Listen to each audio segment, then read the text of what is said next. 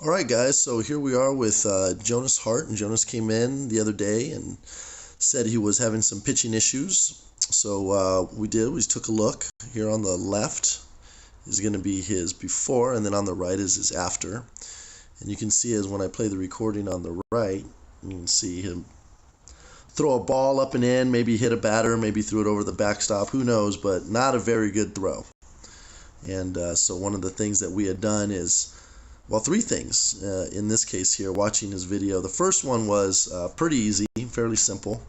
If you notice from his target, from the middle of his shoe, when he strides, he lands offline. So in this case, the momentum of his body is taking him in this direction. So naturally, when he throws it, it's going to follow that. All of the momentum in his body is traveling in one direction, and that's here towards the batter.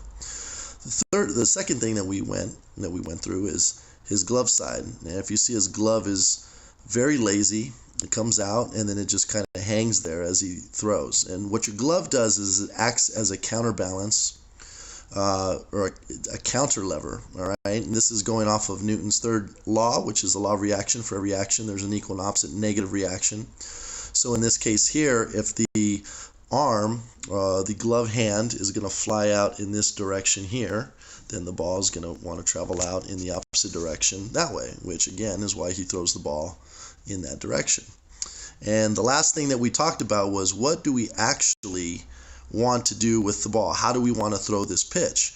A couple of the fixes that he was trying to do, what his dad was telling me, was that a lot of his balls were going over to this side of the plate, the right side. So his fixes were pulling his arm across his body. And basically what I mean by that, pulling your arm across your body, was he was pulling his arm across his center, across that center line that we had discussed, this center here, right? So as he threw that ball, you could see how his arm's traveling across his body. Well, that didn't really occur on this pitch, but on his fixes, in order for him to stop throwing in this direction, he was throwing the ball across his body. And so my fix for that is, when you do throw the ball, your release point is going to be, see, his release point is here in this spot, and you want to release and bring your arm down towards the plate here, but at any point do you never want to cross that center line. You want to stay on the target, and as you reach and extend, you never want to cross that center line there. You don't ever want to cross that target line. Okay, so in essence, I always tell the kids, it's like putting a train on the train track. The ball's the track, and you're trying to put the train on the track as close to the catcher as possible, but you can never cross the track. So with those three fixes in mind, I gave him a little homework, and he came back, and here's his after. You can see how that pitch goes right to the plate, right to the center. And you can see a few things happening here, okay? You can see that his step, if you watch the line in front of him, right here I have a line marked on the ground from, here there towards the target, okay? And he is stepping right on that line, okay? And you can kind of see it painted into the ground. We have it painted on the mound there, kind of faded, but you can see it. The second thing is his glove side.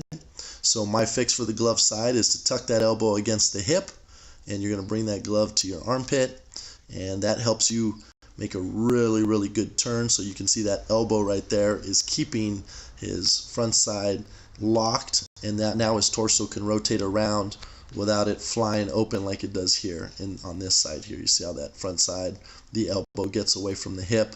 It's not attached, there's no connection. So now the body will just spin with no direction. And here, the elbow against the hip helps set the direction of the body so that the torso can rotate towards the plate. And last but not least, Jonas is attempting to release the ball as close to the catcher as possible without crossing the center. And you can see his release point just gets, not just the release point, but the pitch itself just goes on target like it's supposed to. Attention to detail is really the mark of a good pitcher. A lot of pitchers will rely on strength and not learn skill because they can overpower hitters at young ages. And so what happens is they lose a sense of skill. And the only way to get skill is by attention to detail and really understanding the elements that combine the body with what you're trying to get it to do, And in this case here, Jonas had 3 things that he needed to think about, and in a span of 5 minutes, he was on track. With not only with on track throwing pitches, but on track mentally, just having an idea of what he needs to do on the mound each and every time he wants to throw a pitch where he wants to throw it. So I hope this helps, and I hope it helps Jonas throw some strikes this year. So good luck, Jonas, and talk to you guys soon.